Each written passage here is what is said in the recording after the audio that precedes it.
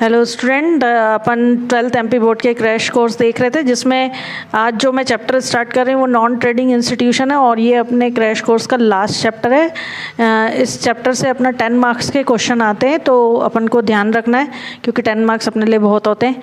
तो इसमें जो अपने सबसे पहले जैसे मैं आपको रूल्स बता रही हूँ, रूल्स में जो रहता है वो क्या रहता है, आपको 4 तरह के अकाउंट बनाने।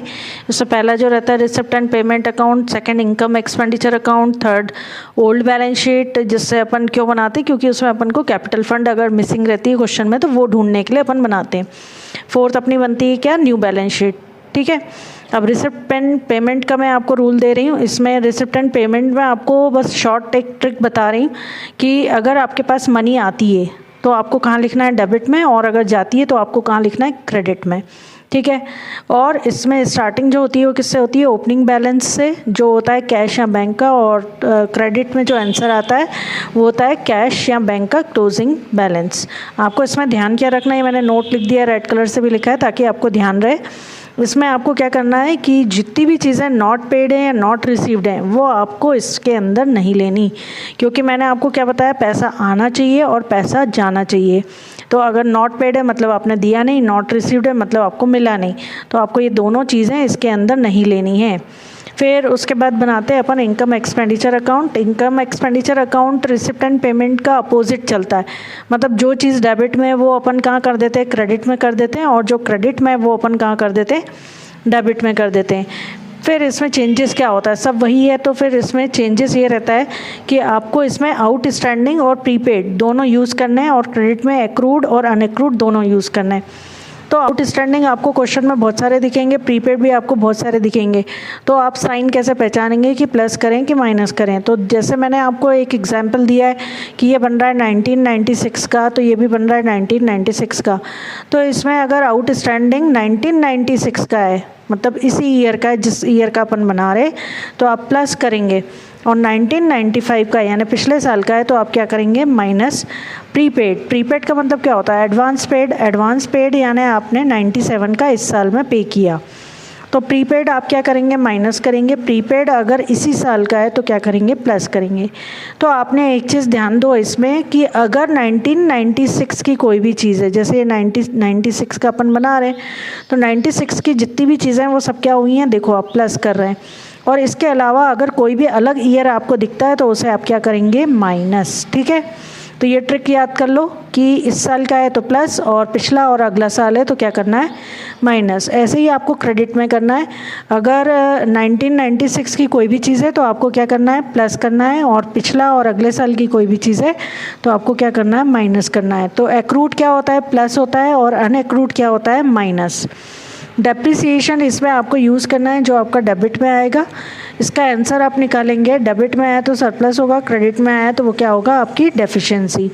इसमें ध्यान रखना है, इसके लिए नोट क्या है, आपको एसेट्स इसमें यूज़ नहीं करनी है।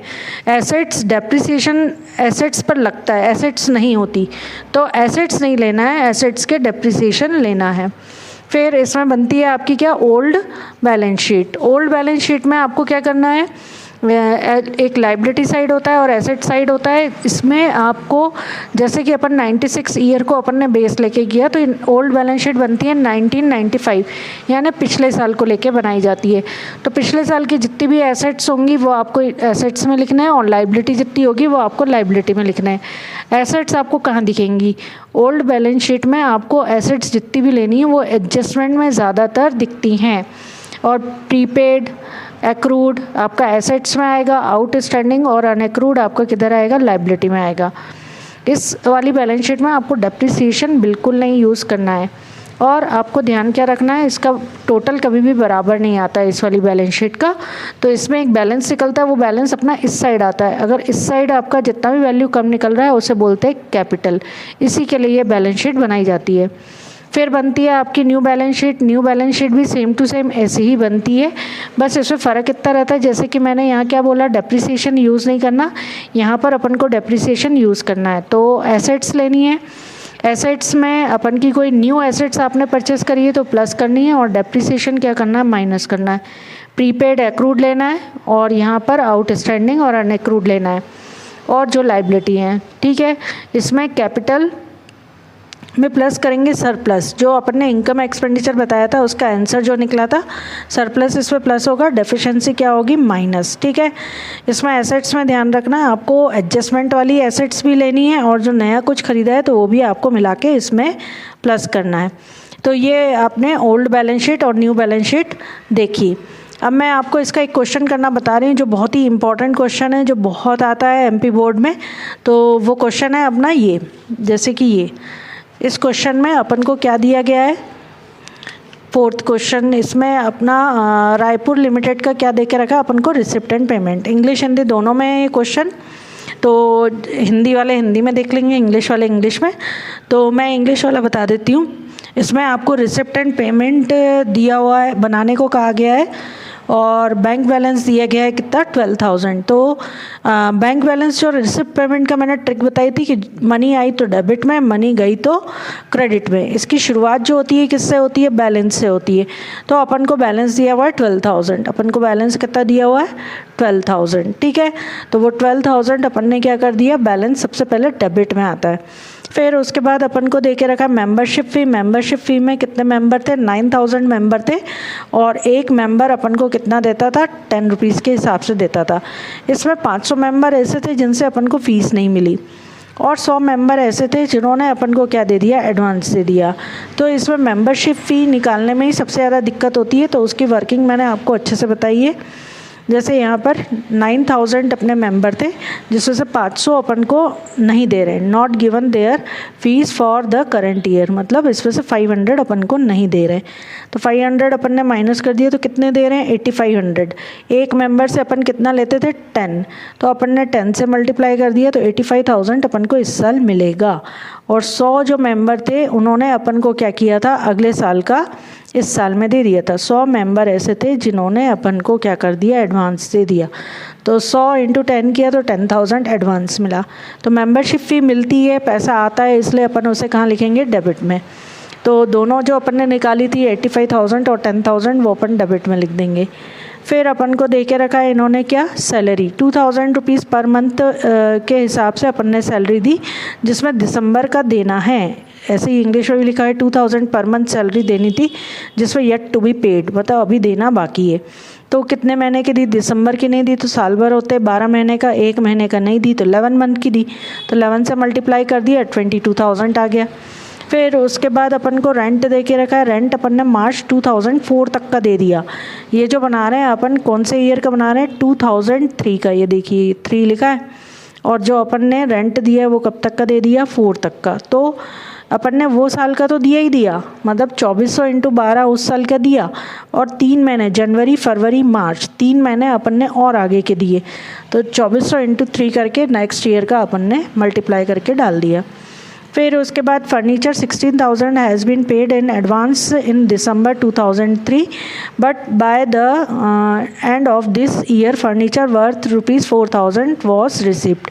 आपने 16,000 रुपये दे दिए थे फर्नीचर वाले को, लेकिन फर्नीचर वाले ने सिर्फ 4,000 आपको 4,000 का फर्नीचर दिया। तो लेकिन आपके पास से गए कितने, 16,000। तो 16,000 जो गए वही लिखना है आपको, कितने का भी मिला उससे कोई मतलब नहीं। तो 16,000 पे किया, इसलिए अपने पास से 16,000 फर्नीचर के अमाउंट लिखने हैं।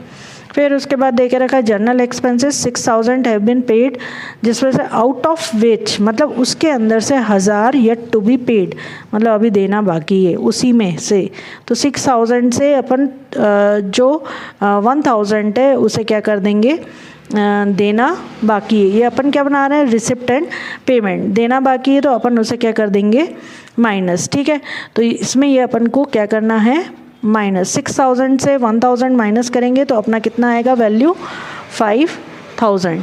ठीक है, तो ये मैंने इसलिए माइनस किया, देखो आप मेरे जैसी गलती कर सकते हो। Out of which, out of which मतलब इसके अंदर से ही 1,000 रुपये ऐसे हैं जो अपन ने अभी देना बाकी है। ठीक है, तो 6,000 में से अपन ने जब 1,000 दिए ही नहीं तो हमने पे किया ही नहीं, तो वो इसके अंदर आना नहीं चाहिए, इसलिए इसको क्या कर देंगे, माइनस। फिर उसके बाद इन्वेस्टमेंट दिया है, इन्वेस्टमेंट में अपन को कितना दिया हुआ है, 12,000 रुपये के इन्वेस्टमेंट आपने खरीदे। ये देखो यहाँ लिख के रखा है, इन्वेस्टमेंट कितने के लिए, 12,000 के। तो आपके पास से कितने गए, 12,000, तो आप यहाँ कितना लिखेंगे, 12,000।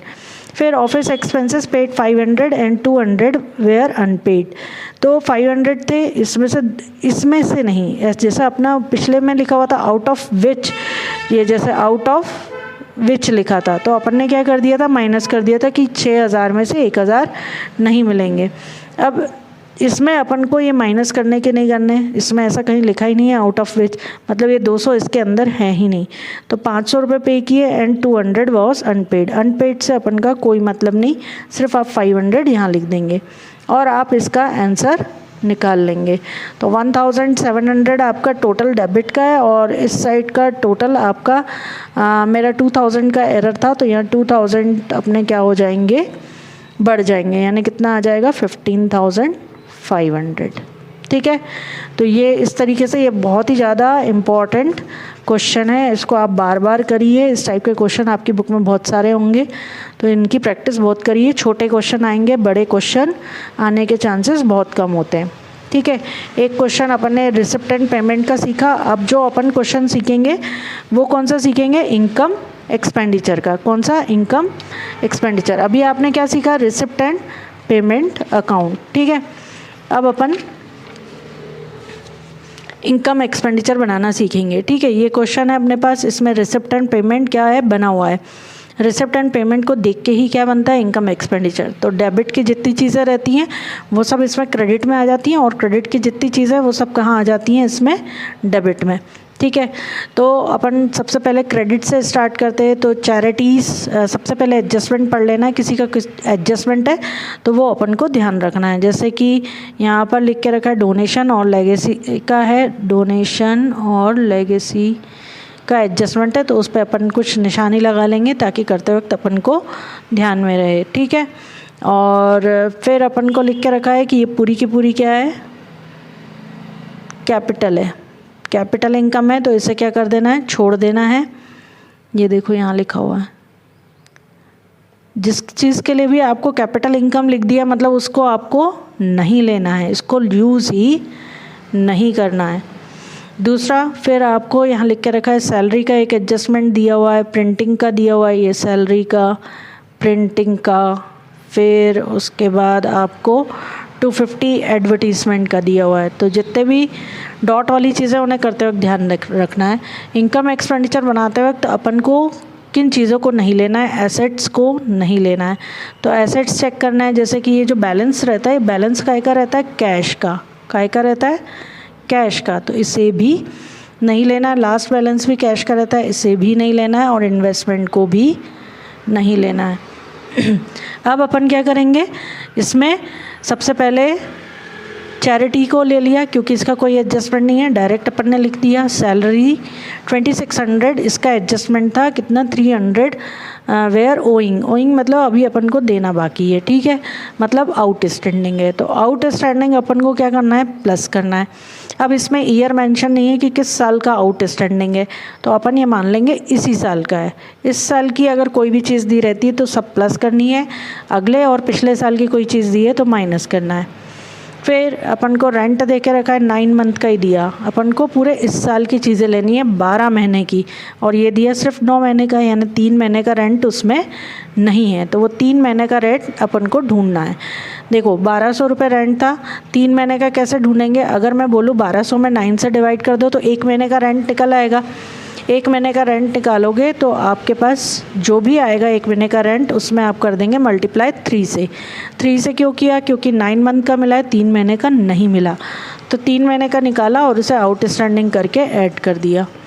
फिर उसके बाद अपन को दे के रखा है प्रिंटिंग। प्रिंटिंग कितना दिया हुआ है, 300। अब प्रिंटिंग का तो मैं एडजस्टमेंट दिया हुआ है यहाँ पर नीचे कि end of the year printing का भी क्या करना है, देना है। ठीक है, तो प्रिंटिंग अपन क्या कर देंगे, इसमें प्लस कर देंगे, देना है मतलब आउटस्टैंडिंग है। फिर उसके बाद अपन को दिया हुआ है पोस्टेज, कोई एडजस्टमेंट नहीं है, वैसे ही उतार दिया। एडवर्टीज़मेंट, एडवर्टीज़मेंट में 1000 दिया है, नीचे देखो एडवर्टीज़मेंट का एडजस्टमेंट दिया हुआ था कि 250 पेड इन एडवांस है। एडवांस यानी प्रीपेड, प्रीपेड अपना यानी वो इस साल का नहीं है, इस साल का नहीं है यानी उसे माइनस करना है। तो 1000 से 250 माइनस किया तो कितना आया, 750। फिर उसके बाद इन्वेस्टमेंट अपन को लेना नहीं है क्योंकि वो एसेट्स है, बैलेंस कैश बैलेंस होता है ये, इसलिए इसको अपन नहीं लेंगे। एसेट्स होती है। इस साइड आएंगे तो अपन का कैश बैलेंस है, एसेट्स है, नहीं लेंगे। डोनेशन में लिख के रखा है हाफ, क्या करना है अपन को सिर्फ हाफ ही लेना है इनकम में, तो अपन ने इसका हाफ किया और ले लिया। तो कितने थे 8000, 8000 का हाफ कितना होता है 4000। सब्सक्रिप्शन में कोई एडजस्टमेंट नहीं था, पूरा वैसे ही ले लिया। लेगेसी में अपना 6000, ये तो अपन को लेना ही नहीं है क्योंकि बोल दिया था कैपिटल इनकम है, इसलिए छोड़ दिया। लेगेसीज में बोला था इन्होंने क्या करना है हाफ लेना है, तो अपन ने इसका हाफ कर दिया और वो ले लिया। इंटरेस्ट का कोई एडजस्टमेंट नहीं है, डायरेक्ट अपन ने ले लिया। ठीक है, तो किन किन को छोड़ा, एसेट्स को छोड़ा और जिनके एडजस्टमेंट थे कि वो कैपिटल इनकम की तरह लेना उसको छोड़ देना है। ठीक है, अब अपन को क्या निकालना है आंसर। इधर का टोटल लगाएंगे तो 20,700 आएगा, इधर का टोटल लगाएंगे तो अपना कम था, इस साइड का टोटल कम है 20,200 इस साइड का टोटल है। तो 20,700 से 20,200 माइनस करोगे तो आपका डेबिट में बैलेंस आएगा।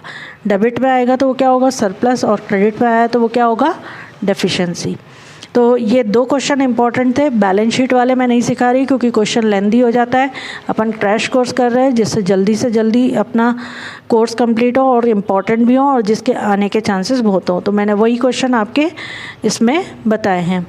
अब लास्ट अगर अपन इसके थ्योरी की बात करें तो इम्पॉर्टेंट थ्योरी जो है इसके ऑल डिफरेंस करने, और मार्क्स जो है वो आपके कितने मार्क्स का है, यहाँ पर 3 मार्क्स के क्या रहेंगे ऑब्जेक्टिव रहेंगे। और आपके 2 मार्क्स के कितने रहेंगे 1 क्वेश्चन रहेगा, और 5 मार्क्स के कितने क्वेश्चन रहेंगे 1 क्वेश्चन। तो आज जो अपना क्रैश कोर्स था उसका आज आखिरी ये क्लास थी। इसमें अगर आपको मेरा वीडियो अच्छा लगा हो तो आप लाइक और सब्सक्राइब कर सकते हैं, और अपने एग्ज़ाम डेट आ चुकी है और जल्दी से जल्दी मेरे जितने भी वीडियो हैं वापस से आप एक बार देख के पूरा रिवीजन कर सकते हैं। और अगर कोई भी डाउट हो तो आप मेरे से पूछ सकते हैं। मेरा मेल आईडी मैंने अपने डिस्क्रिप्शन में दे के रखा है। तो ऑल द बेस्ट सारे स्टूडेंट को।